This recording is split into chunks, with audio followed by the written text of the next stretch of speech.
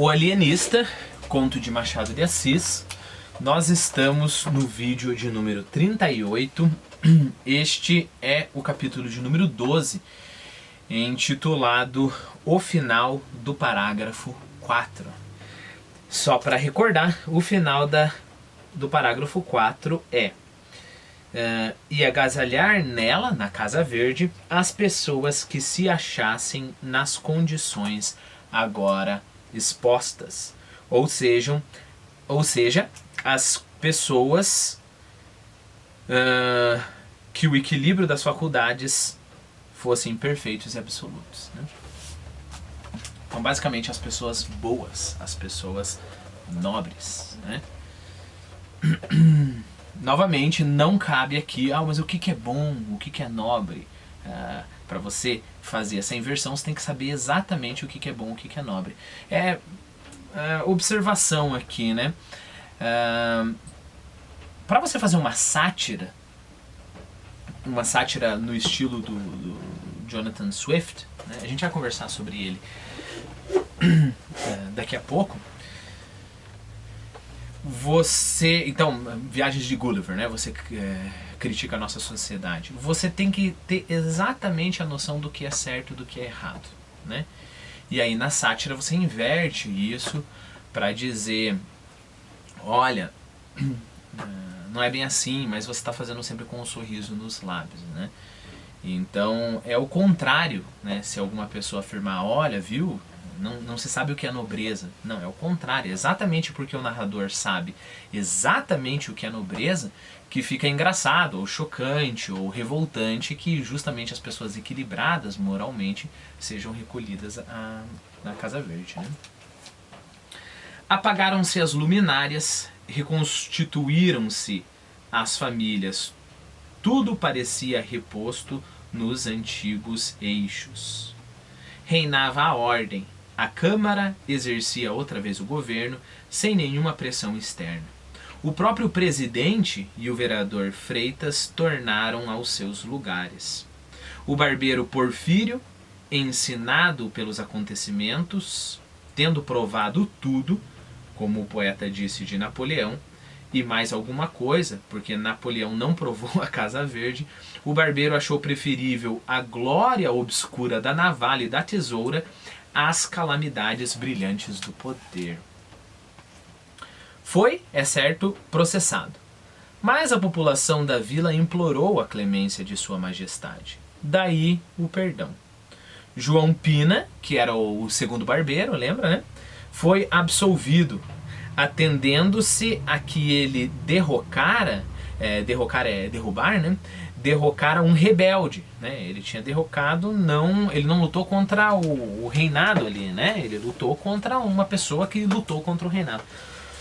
Os cronistas pensam que deste fato é que nasceu o nosso adágio: ladrão que furta ladrão tem 100 anos de perdão.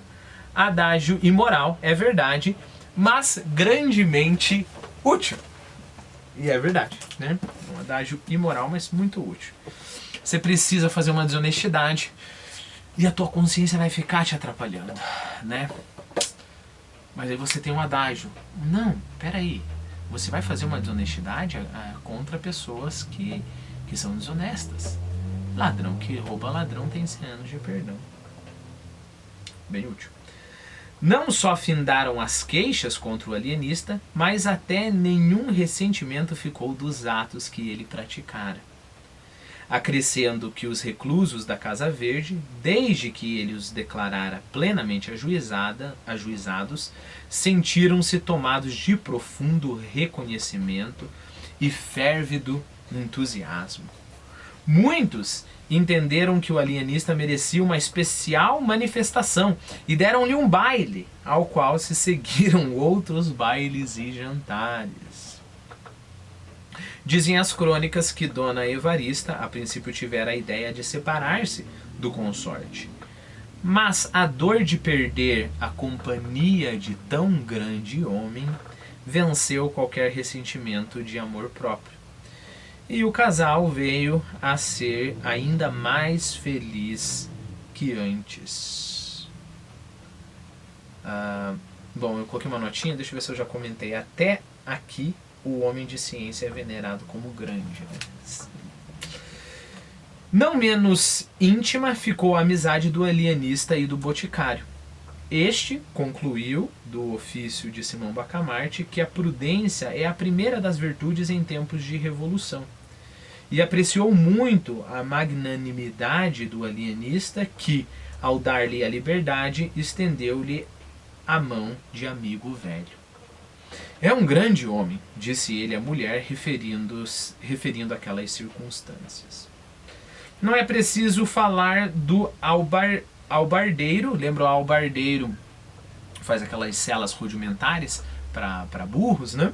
Que tinha casa e ficava admirando a casa e gostava de ser admirado. Então não é preciso falar do albardeiro, do Costa, que é o esbanjador, né? Que gastou toda a fortuna dele, do Coelho, que ficava conversando,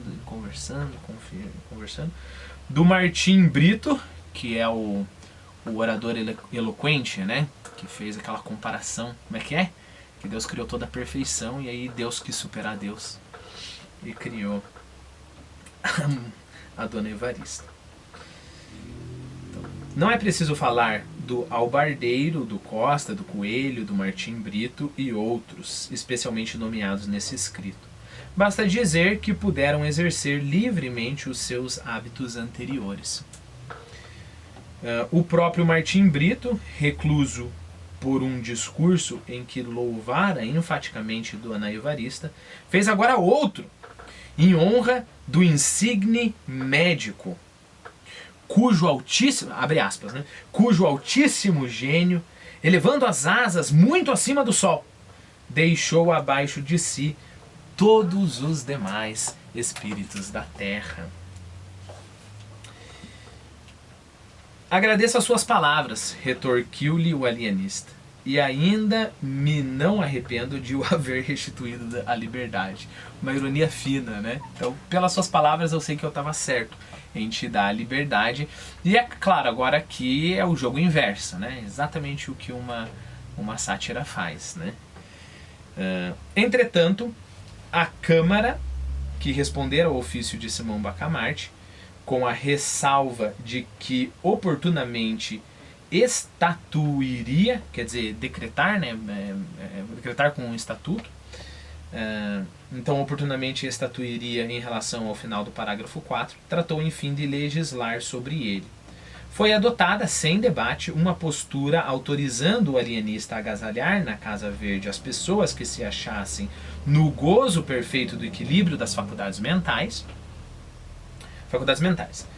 E porque a experiência da Câmara tivesse sido dolorosa, estabeleceu ela a cláusula de que a autorização era provisória, limitada a 1 ano para o fim de ser experimentada a nova teoria psicológica, podendo a Câmara, antes mesmo daquele prazo, mandar fechar a Casa Verde se a isso fosse aconselhada por motivos de ordem pública. O vereador Freitas propôs também a declaração de que em nenhum caso fossem os vereadores recolhidos ao asilo dos alienados. Bom, aqui é a crítica normal aos políticos, né? Cláusula que foi aceita, votada e incluída na postura, apesar das reclamações do vereador Galvão. Todo mundo concordou, mas o vereador Galvão achou que isso é um absurdo, né? Postura aqui é uma regra, né? Uma lei, né? O argumento principal desse magistrado, do Galvão, é que a Câmara, legislando sobre uma experiência científica,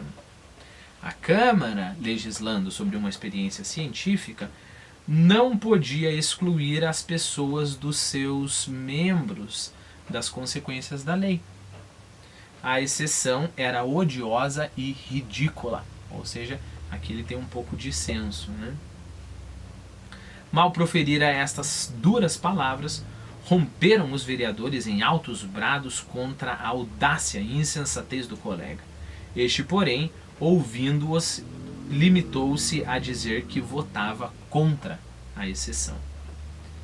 A vereança, concluiu ele, não nos dá nenhum poder especial nem nos elimina do espírito humano. Simão Bacamarte aceitou a postura com todas as restrições.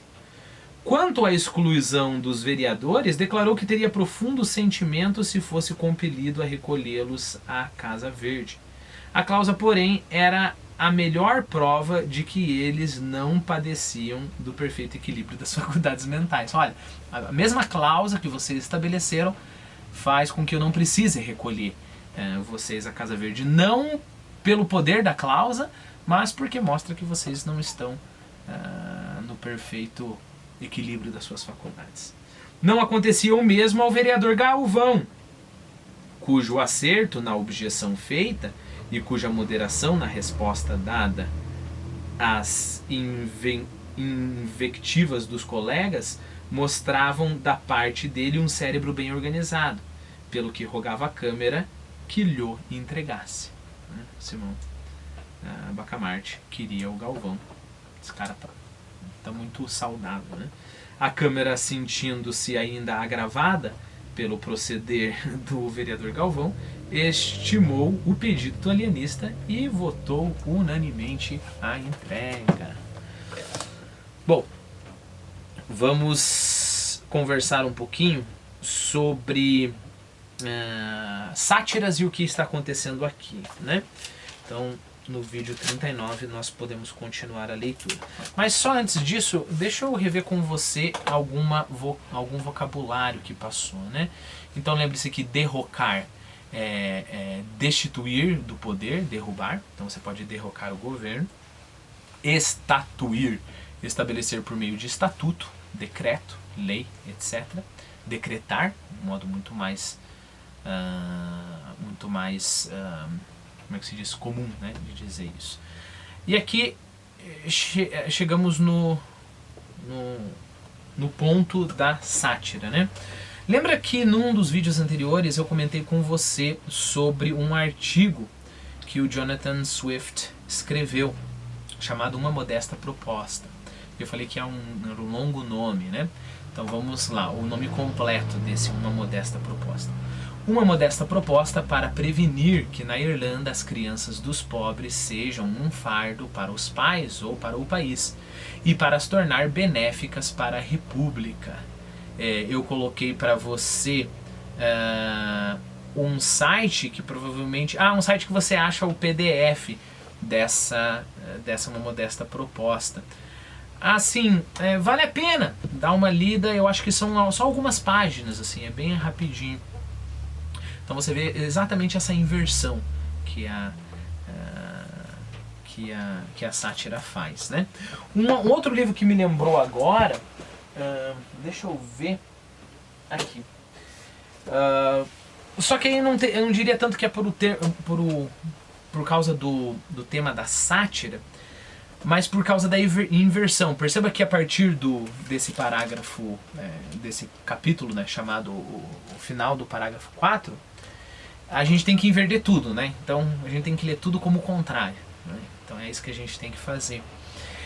Existe esse livro chamado Cartas de um Diabo a Seu Aprendiz, do C.S. Lewis, né? Essa edição, os livros do C.S. Lewis estão bem baratinhos na Amazon, então talvez seria uma boa oportunidade para comprar. Olha que interessante, Cartas de um Diabo ao Seu Aprendiz. Então, nessas cartas, o diabo lá mostra para o aprendiz como corromper o espírito humano, né? Então, você estabelece a intriga, faz isso, faz aquilo. Qual que é o objetivo do leitor, do escritor, né? A tomar a voz do diabo? Porque aí a gente pode entender tudo ao contrário, né? Então, se o diabo fala que quando eu sinto uma mágoa contra minha mãe, eu tenho que não falar, então o diabo falando pro outro, né? Olha, incentiva ele a guardar, não falar, né? E incentiva toda vez que ele fizer uma coisa errada, ele lembrar que a mãe fez algo errado, né? Então, se o diabo fala isso, ora, eu sei que o correto é o contrário disso, né? Então eu tenho que não culpar a minha mãe por algo que ela fez e usar isso como desculpa para fazer algo errado, né? Então essa inversão que você tem aqui, né? Então, por exemplo, o vereador ali, puxa vida, será que eu esqueci o nome do vereador? O Galvão, né? Ele falou que não pode existir exceção para a Câmara. E aí ele foi considerado louco. Bom, quem considerou ele louco é como se fosse o diabo falando, né? Então a gente inverte. Ele é o único são, porque, etc, etc, né? É claro que aqui no nosso conto do Machado de Assis as coisas ficam mais fáceis, porque o próprio Simão Bacamarte chama de plena, né? Pleno equilíbrio das faculdades espirituais, né? Então fica mais fácil, mas é o mesmo impulso, né? Coloquei também ali no Quizlet, junto com uma modesta proposta, um link para você baixar as viagens de Gulliver, né? De graça. Eu não sei se você é aquele tipo de pessoa que consegue ler PDFs, né? Eu não consigo. Para mim, não sei, eu me apego muito ao livro físico, mas se você é nesse site que eu coloquei ali para você, tem vários livros que você pode conseguir em PDF, né?